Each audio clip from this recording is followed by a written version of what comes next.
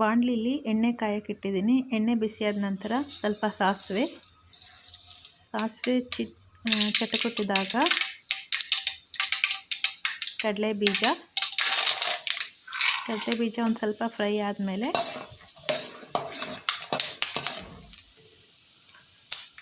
ಕಡಲೆಬೇಳೆ, ಇದ್ರ ಜೊತೆಗೆ ಸ್ವಲ್ಪ ಉದ್ದಿನಬೇಳೆನೂ ಹಾಕ್ಕೊಳ್ಳೋಣ. ಈಗ ಈ ಮೂರನ್ನು ಚೆನ್ನಾಗಿ ಫ್ರೈ ಮಾಡ್ಕೊಳ್ಳೋಣ. ಈಗ ಇದಕ್ಕೆ 3 ಬೇಡಿಕೆ ಮೆಣಸಿನ್ಕಾಯಿ, 3 ಖಾರ ಮೆಣಸಿನ್ಕಾಯಿ ಹಾಕ್ಕೊತಾ ಇದ್ದೀನಿ. ಸ್ವಲ್ಪ ಕರಿಬೇವಿನ ಸೊಪ್ಪು,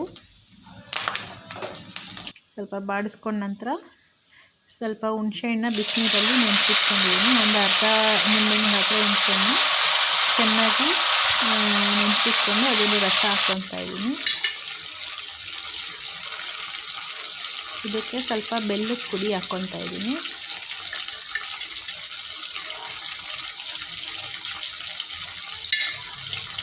ಈ ಟೈಮಲ್ಲಿ ಸ್ವಲ್ಪ ಉಪ್ಪನ್ನು ಮಿಕ್ಸ್ ಮಾಡ್ಕೊಳ್ಳೋಣ.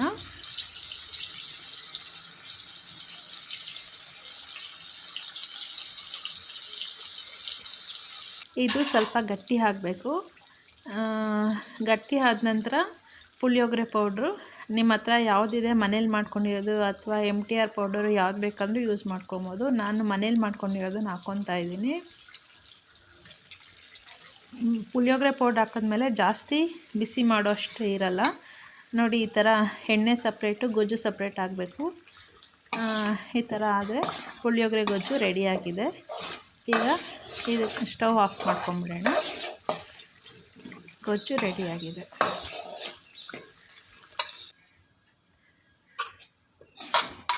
ಗೊಜ್ಜು ಜಾಸ್ತಿ ಇರೋದ್ರಿಂದ ಸ್ವಲ್ಪ ಎತ್ತಿಡ್ಕೊತಾ ಇದ್ದೀನಿ. ಇವಾಗ ಮಿಕ್ಕಿರೋ ಗೊಜ್ಜಿಗೆ ರೈಸ್ ಮಿಕ್ಸ್ ಮಾಡ್ಕೊಳ್ಳೋಣ.